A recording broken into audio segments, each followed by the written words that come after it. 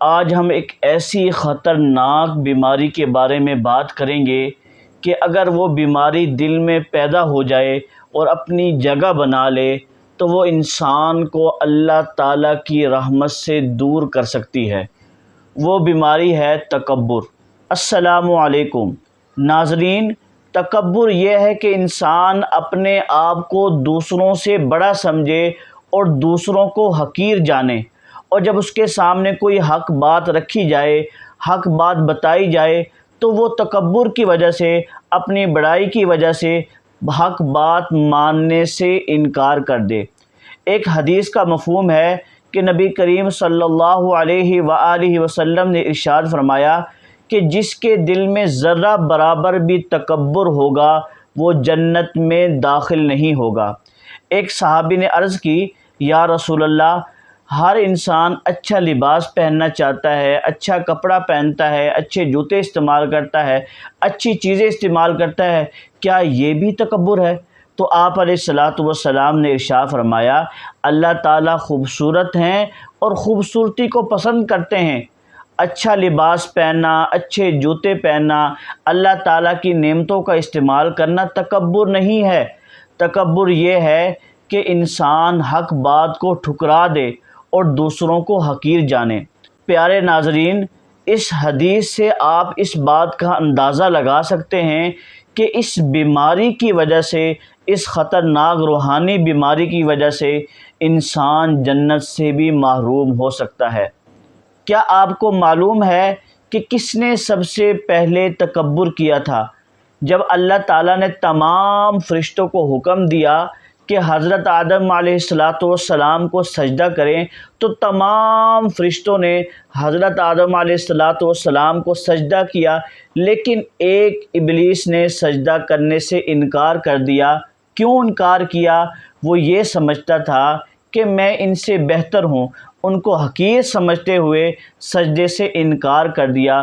تو یہ دیکھیں، صرف اس کی تکبر کی وجہ سے، اس کی تباہی کی وجہ، ابلیس کی تباہی کی وجہ صرف ایک بیماری تکبر تھی، جس کی وجہ سے اللہ نے اس کو دھتکار دیا۔ وہ ہمیشہ کے لیے جہنمی اور دوسروں کو بھی جہنم میں لے جانے والا بن گیا۔ تو دوستو، اس واقعے سے ہمیں معلوم ہوتا ہے کہ انسان کو کبھی اپنی حیثیت نہیں بھولنی چاہیے۔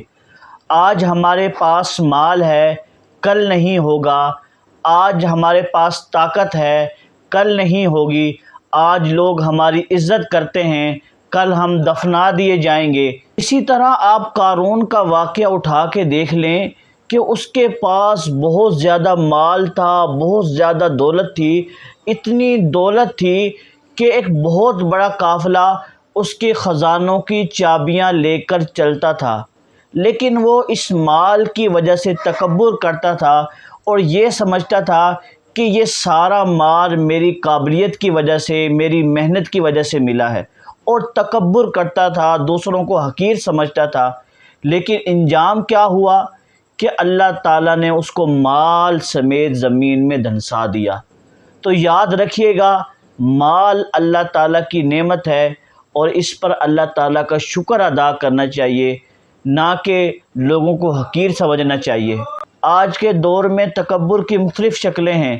کوئی اپنے مال پر تکبر کرتا ہے، کوئی اپنے اچھے خاندان ہونے پر تکبر کرتا ہے، کوئی اپنی خوبصورتی پر تکبر کرتا ہے، کوئی اپنے کاروبار پر تکبر کرتا ہے، کوئی اپنی اچھی ملازمت پر تکبر کرتا ہے، کوئی اپنی عبادت پہ تکبر کرتا ہے اور دوسروں کو حقیر سمجھتا ہے۔ حالانکہ تجھے کیا معلوم کہ وہ اللہ کے نزدیک زیادہ محبوب ہو، اور تو جو تکبر کر رہا ہے تو اللہ کے نزدیک ناپسندیدہ ہو۔ کیوں؟ آپ تو لوگوں کا ظاہر دیکھ رہے ہو، اللہ تعالیٰ انسانوں کے، لوگوں کے دلوں کو دیکھتا ہے۔ تکبر کی ایک خطرناک علامت یہ ہے کہ کوئی شخص آپ کو نصیحت کرے اور آپ فوراً یہ کہہ دیں کہ مجھے سب معلوم ہے، یا کوئی ایسا شخص آپ کو نصیحت کرے کہ جو عمر میں آپ سے کم ہو یا حیثیت میں آپ سے کم ہو، اور آپ اس کی بات کا فوراً انکار کر دیں اس وجہ سے کہ یہ عمر میں مجھ سے چھوٹا ہے، یہ حیثیت میں کم ہے، تو آپ اپنے دل کا جائزہ لیں۔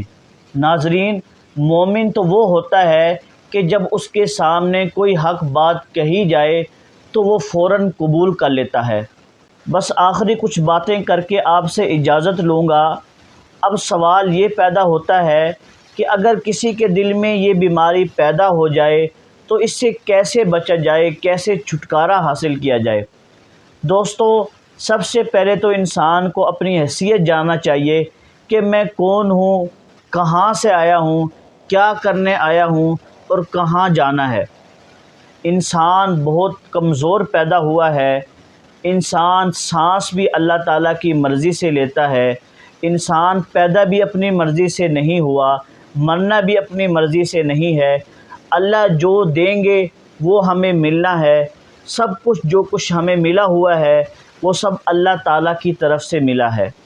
اس پہ اللہ تعالیٰ کا شکر ادا کریں اور یہ سمجھیں کہ جتنے لوگ ہیں یہ ساری اللہ تعالیٰ کی مخلوق ہے۔